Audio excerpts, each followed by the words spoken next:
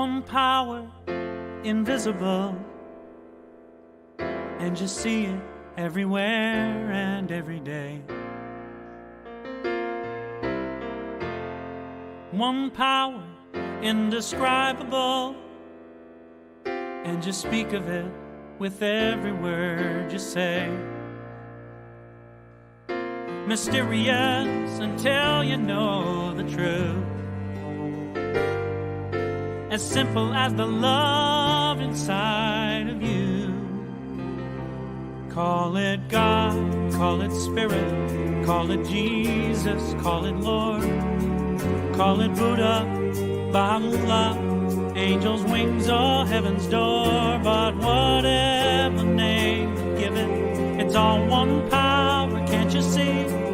It's the power of the love in you and me. One power. One power. One power. All there is enough. So let's see what happened.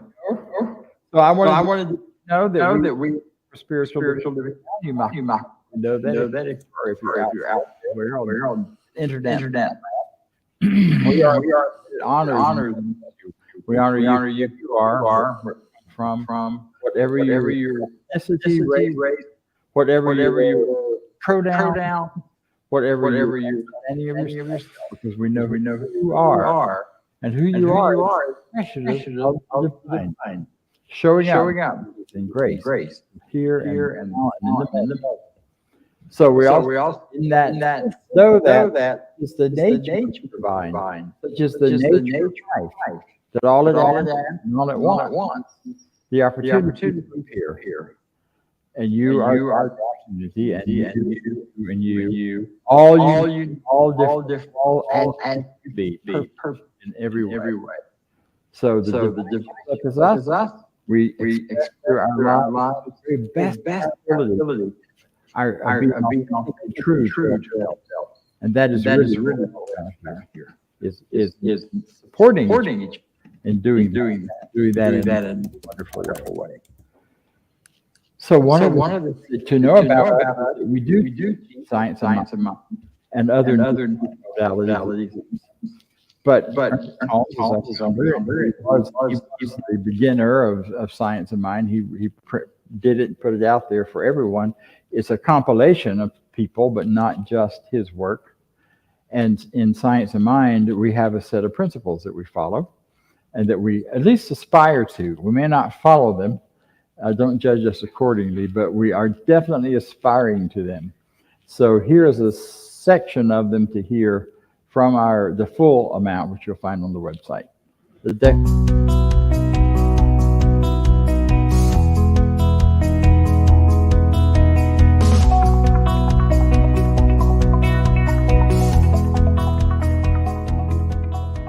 I believe in one God, one absolute power and first cause to all things.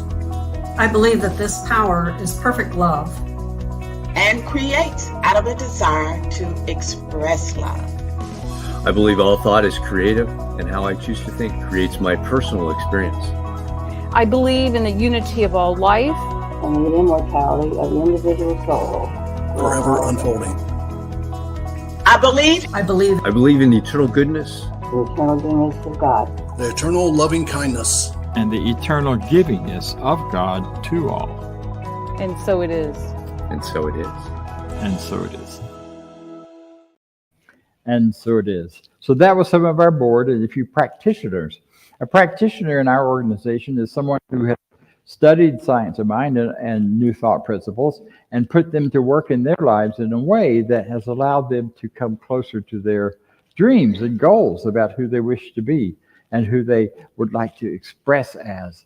So today we have one of our practitioners with us who's live, who's going to come forward now and share some ideas and lead us in a spiritual mind treatment or affirmative prayer. I give you Barbara Guillory. She's in the pink today. Yes. Good morning. Good morning. Good morning. Good morning. Good morning. Good morning. So Really glad to be here this morning. Um, Certainly been enjoying the summer in all of its hotness again. Uh, we're looking at change, so this is a season of change, and we adapt to different ways in order for us to accommodate the changes that are just natural in our environment, in our universe. In and of itself, it is a system. And so we adapt to the system in order to make it work for us. So this morning, I want to talk to you from two different views about change. Um, for me, there was the ego view of change, and then there's the spirit's view of change. From the ego view of change, it was all about me. So this is pretty much how I learned how to be a victim. If the change was not what I wanted to be, or if the people did not do what I wanted them to do, or they didn't say what I wanted them to say, well, automatically that made me a victim. And it was through this teaching. Um, I grew up in a Catholic setting environment, and coming to the center, taking the classes, doing the study, I learned there's a bigger view of change that I was not aware of at the time. But change from the ego view, guys, is just a very normal way of living. We are human beings. There are just certain experiences that we react to. And it's not a right or wrong to it. It just happens to be the way that we are in life. From the teaching here, there was a saying that said, if you see the problem, then you own the problem. So now, what I came to learn again, coming to the classes and doing the studying, it wasn't that you own the actual event that caused the problem or the people that were involved in the problem or the situation itself. But what you did own were your own thoughts, your own emotions, your own feelings. So the way you made yourself feel about a happening, an event outside of yourself, it is what you own. So when we own what we feel, then the change can be a little bit more for us to live through, so to speak. The change from the spirit view was very, very different. And again, I learned about the universe, about the spirit here through the teaching. And it was one that had a very peaceful effect on me. It was simply knowing that change is constant, it is in divine order, it's all good. Everything was working together for my highest good. God is in charge. So there were just a number of these thoughts that I took on that brought on a very different thought about myself and my position in this universe. So it was very soothing to know and understand that everything was in divine order, although it may not appear to be in divine order to me as a human being, but there was a higher power that was in charge of all things. So one of the thoughts that I would have back when I was coming into this teaching is simply that it is my thought, but now the thought belongs to spirit. So this gave me a release of freedom, if you would. So I did not own the outcome of an event or a happening. However, I was able to experience that change from a higher place, from a different place, particularly from spirit. And this is what allows change to take place in my life very peacefully. And it also allows me to be part of the universal change that is always in place, that is constant. But it also allows me to position myself within the universe and have a wonderful experience with change. And also, not always to be a victim of change. So I would like for you to join me as we come together, center ourselves, and we will focus on the thought of peace. And as we center ourselves, we come into the knowing of the one universe, of the oneness, of the idea of oneness, of the thought of oneness, of the oneness and the meaning of the oneness. All things are one from the wonderful universal oneness. I am one with this magnificent oneness.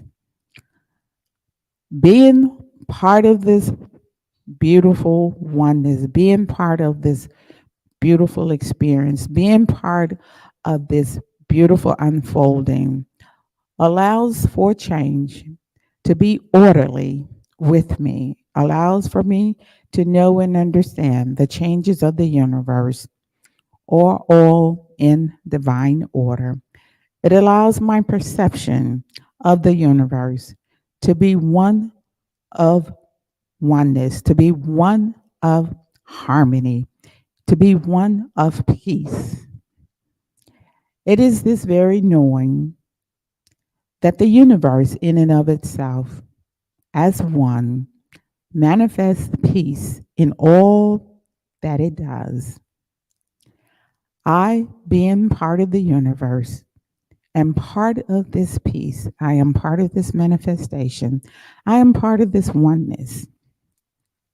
And as part of the one, I too manifest peace in my life, for myself, for my family, for my friends, for everyone that I encounter, for everyone that is in existence, from the north to the south, to the east, to the west.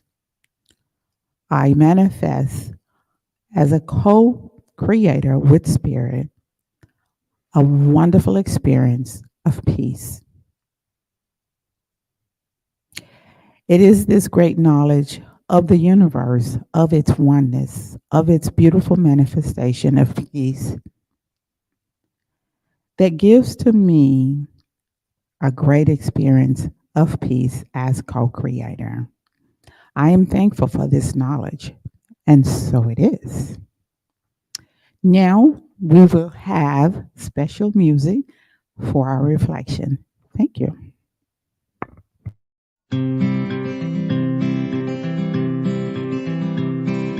I've seen my share of struggle when I thought that I knew best, when I've sailed through a storm instead of stopping to rest.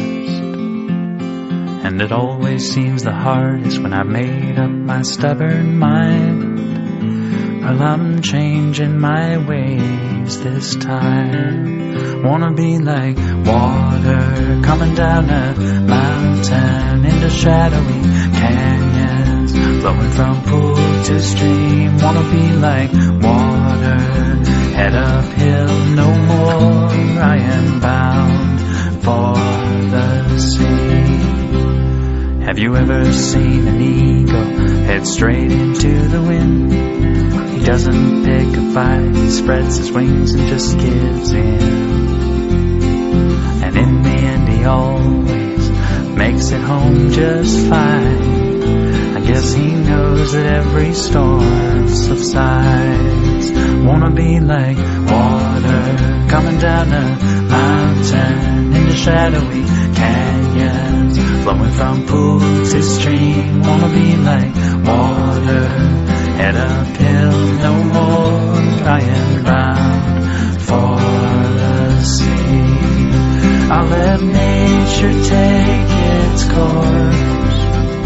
No more thinking that I know where this river's meant to go. I have railed against the stars for the cards that I've been dealt, for the lottery I've never won, for the heartache that I've felt. But it always seems when I let go of expectation and regret, life has plenty of surprises for me, yeah. I wanna be like water coming down a mountain into shadowy canyons, flowing from pool to stream. Wanna be like water, head uphill, no more. I am bound for the sea. Wanna be like water coming down a mountain into shadowy canyons, flowing from pool to stream. Wanna be like water, head uphill, no more. I am bound for the sea.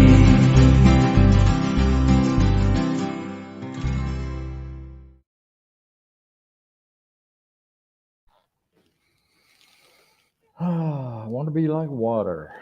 No matter what you run up against, no matter where you flow or where you go or what you do, you don't change. You're still water. And we're kind of that too. You know, we're human beings and we're individual spiritual beings.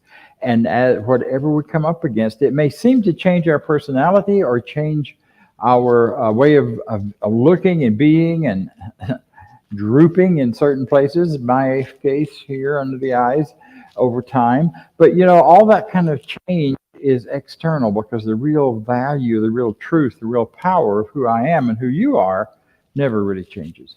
You're a spiritual being, fully formed from the very beginning and continuing now with all of the power and all of the abilities that you started out with. So no matter what we've gone through or been through, we're still those divine beings. Our purpose this month, you may be sick and tired of hearing about change. Everywhere you look, we're talking about change. I'm not talking about change like the little jingly stuff in your pocket. I'm talking about change that we are all experiencing. And we're sometimes conscious of it and sometimes not.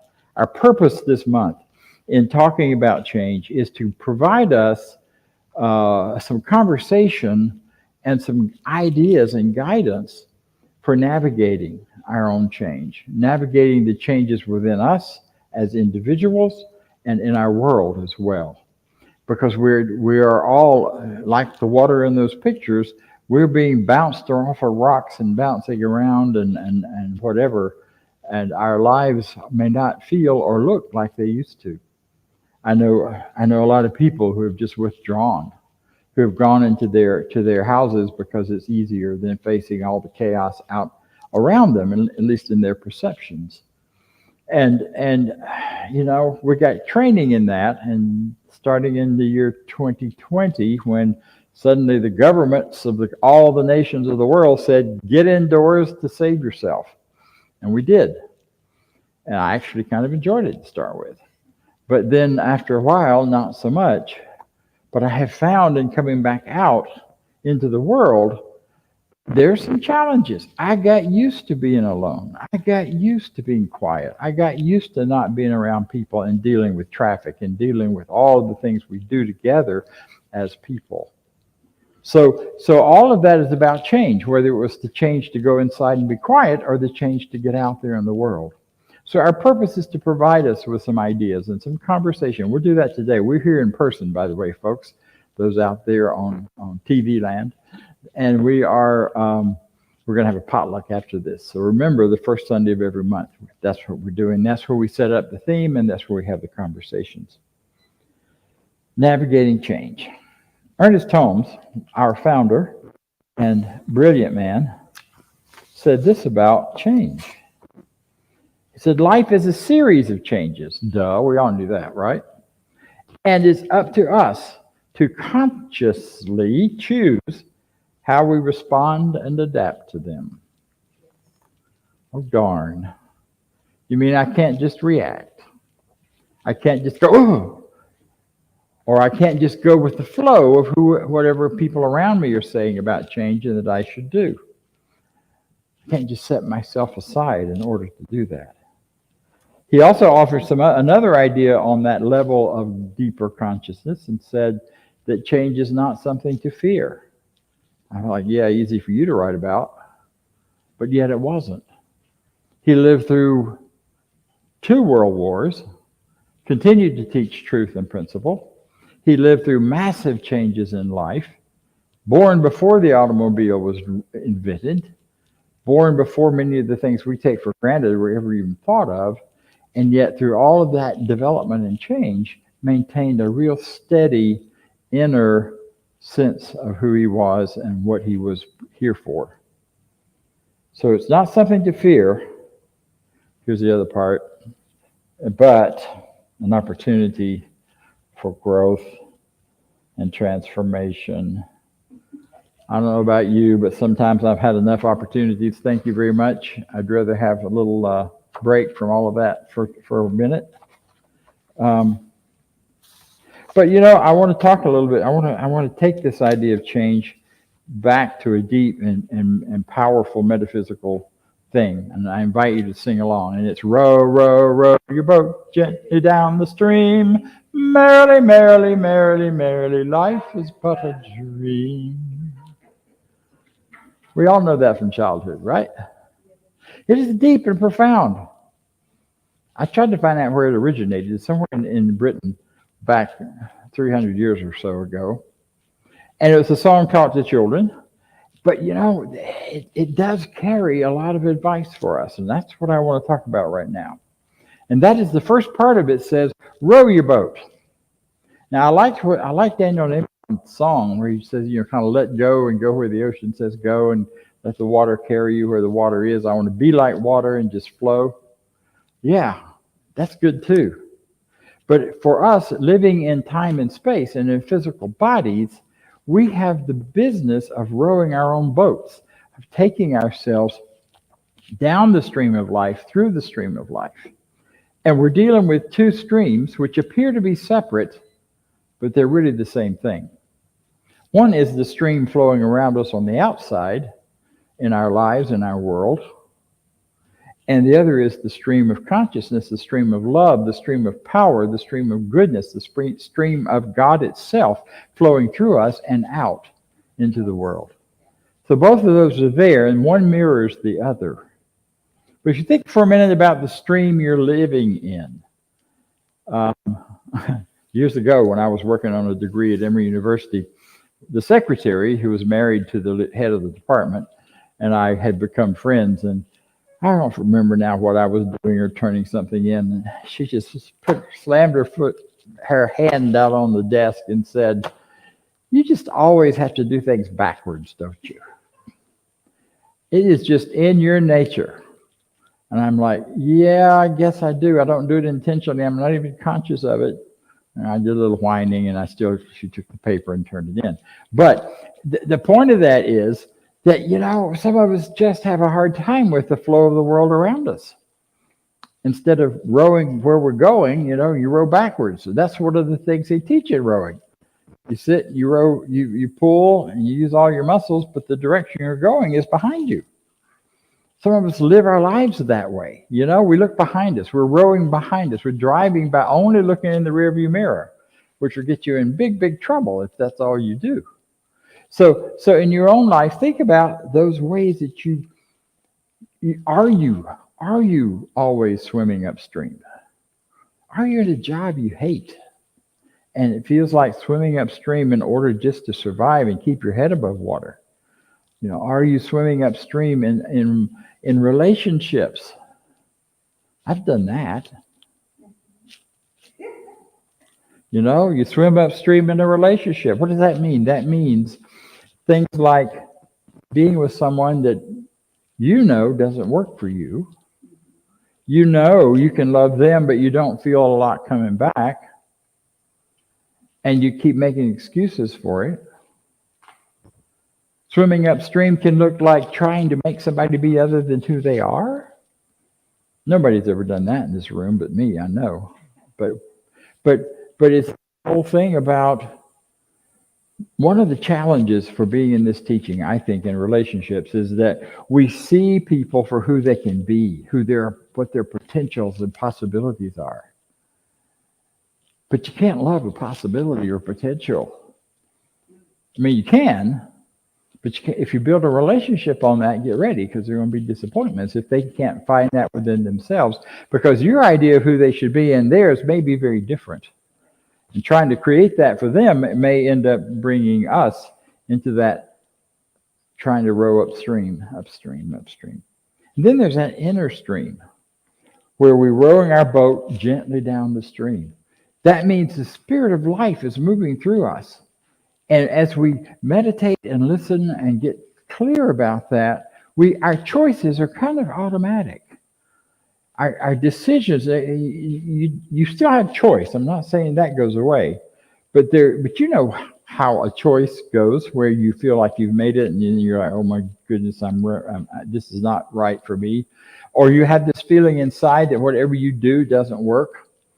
That's that upstream, trying to swim upstream. Life flows through us with ease and grace. And the way you know where downstream is inside of you is by the things you love, by the things you value. And those values and those things that you love are what give us guidance for that flow of life through us. See, we talk about a lot sometimes about surrendering to God, to life, to truth, to whatever that word is for you. That surrender isn't about surrendering to swimming upstream, or surrendering to things you hate, or surrendering to a life that isn't for you. It's really about surrendering to what is naturally you, surrendering to your gifts, surrendering to the things you'd really love to do. Often in talking with people about their careers, I'll say, what is that thing you would do if you just did it, where you just love it and you do it whether you got paid or not? Instead of what is the thing you need to do to make money? The money will come. You'll figure that part out. But if you're in the flow, if you're going downstream gently, then you're going to be in that place of being able to live your life, giving your gifts according to your values, according to those things that matter most deeply to us.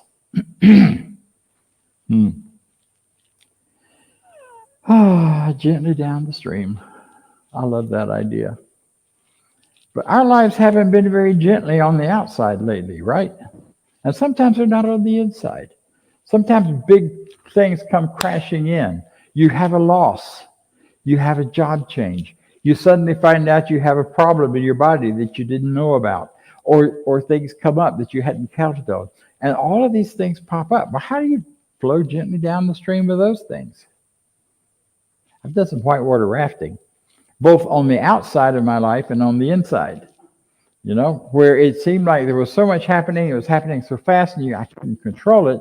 And, with whitewater rafting, that's kind of what you do. You paddle with it, and you don't try to determine where you're going to go. You just stick your paddle in to keep you stable while you go down the rapids, wherever way and however they do.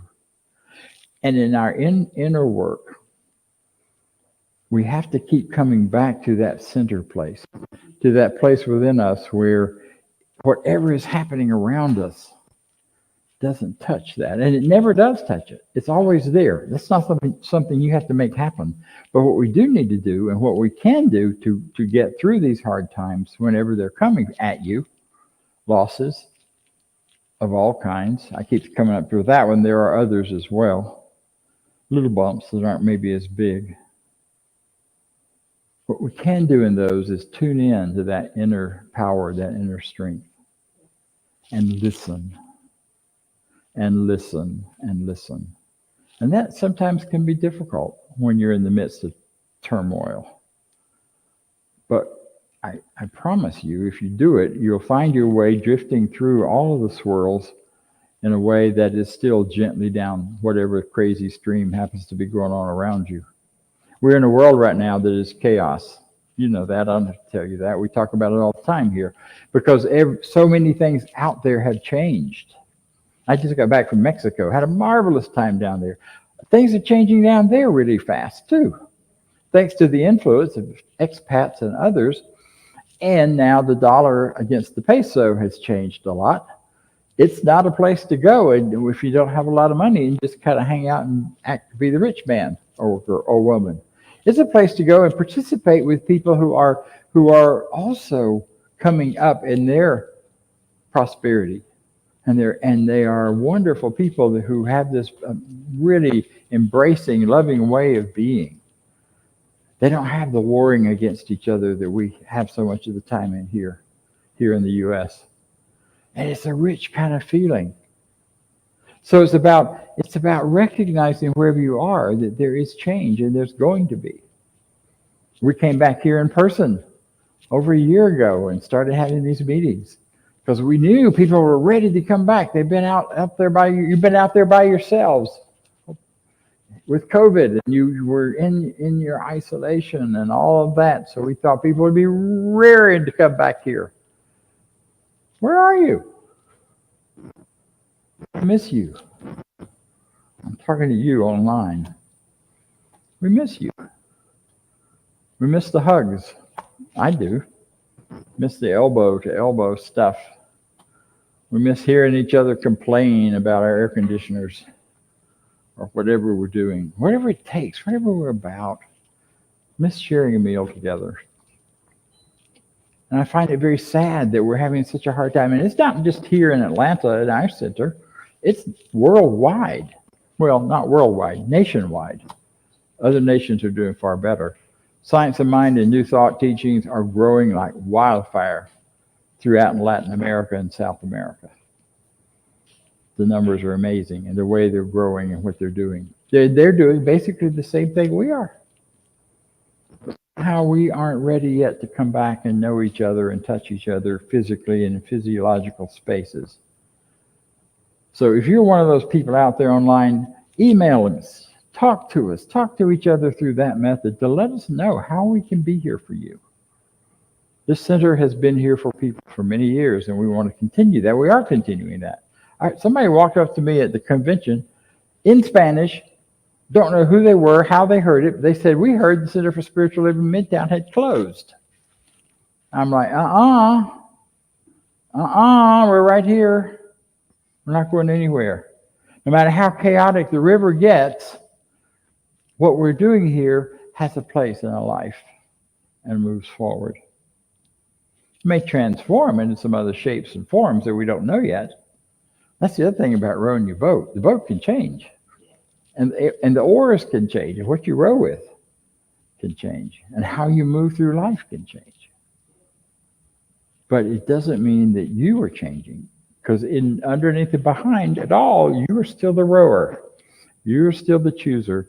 You're still the one navigating yourself through life. You can't stop the flow of life. Not that any of us really want to, except some days.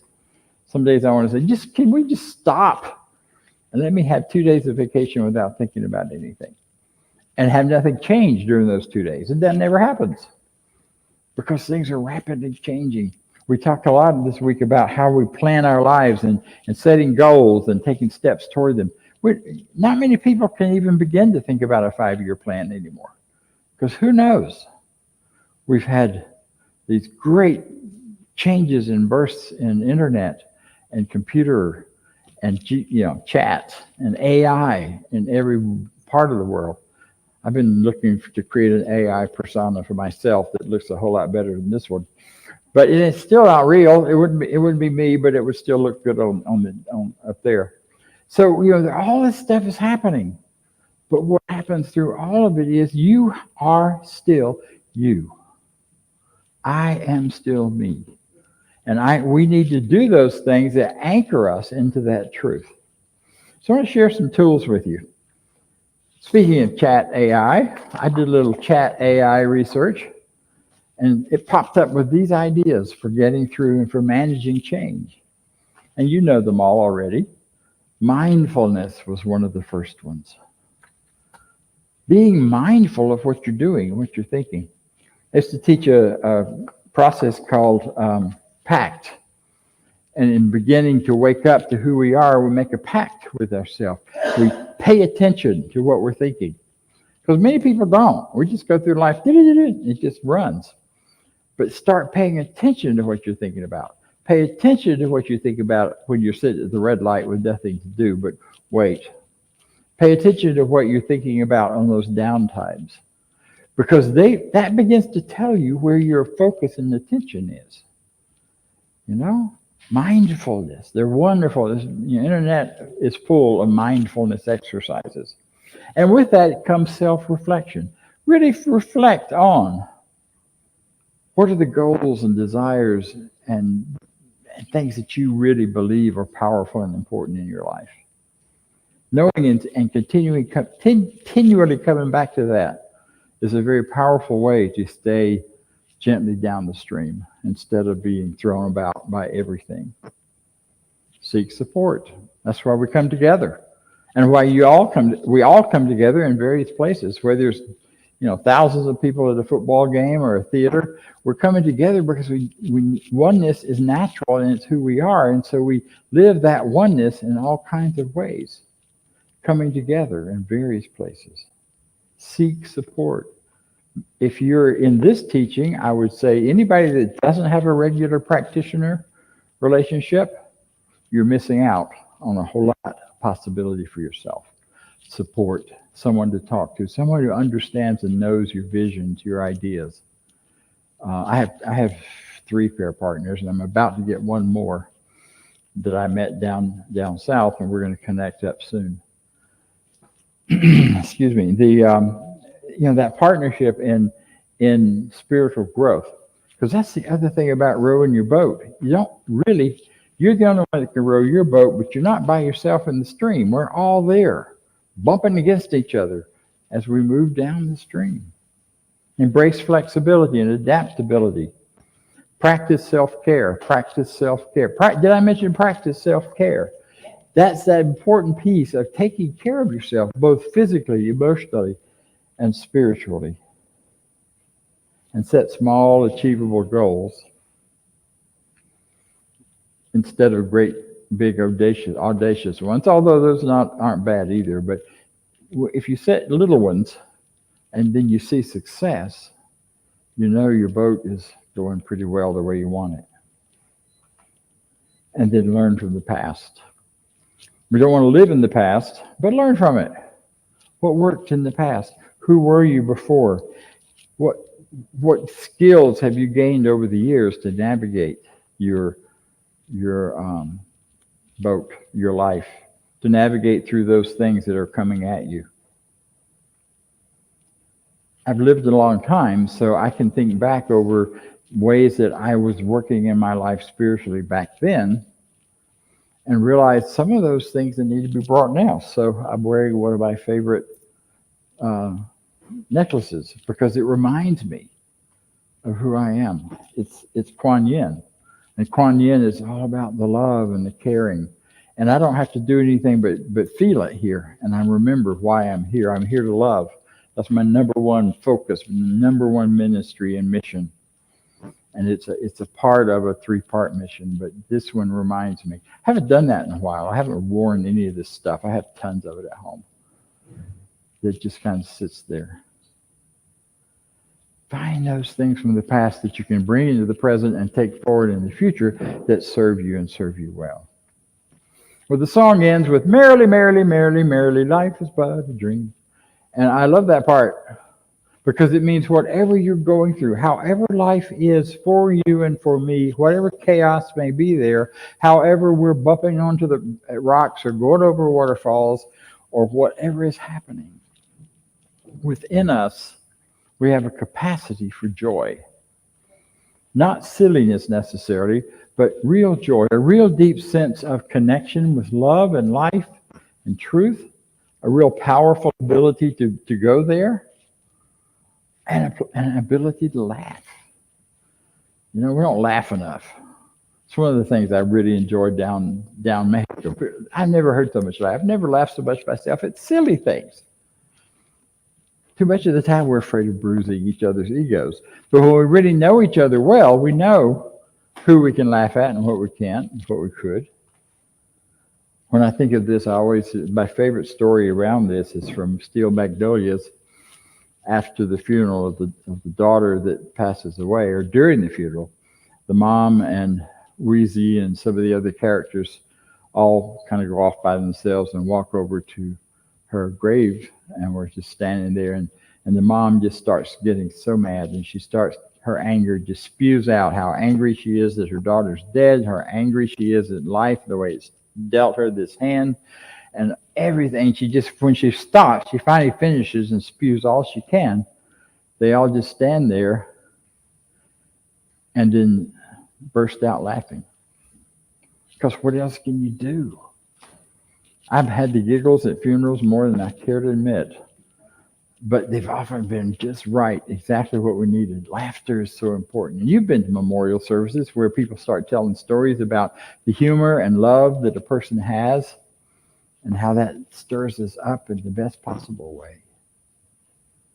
So that joy, that fun, that merrily down the stream. And you know what? No matter how you do it and how you try to do it and how you try to manipulate things to be otherwise, you're going to go down the stream. You can try not to, but you're gonna. So why not do it for fun? Why not relax into it and let the life moving through you, the ideas, the dreams, the hopes, the feelings, the directions, why not relax into them and just flow with it? Because that's where the joy is. You may not know the hows or the whats. The how is God's business, the infinite mind's business. The what's our business. What do you want to be? How do you want this life to be? What do you want downstream to look like? I like that Daniel Nahmod song. We're all headed for the sea. We're all headed for the oneness. We're headed for love. We're headed into a greater beingness than we've ever known before. Because we're wonderful. You're wonderful. So am I. So it is. So, thank you. So to hear a little more about how you may support us, we're supporting you. We're here to support you, and we support you out there in TV land, for lack of a better word. I'm showing my age.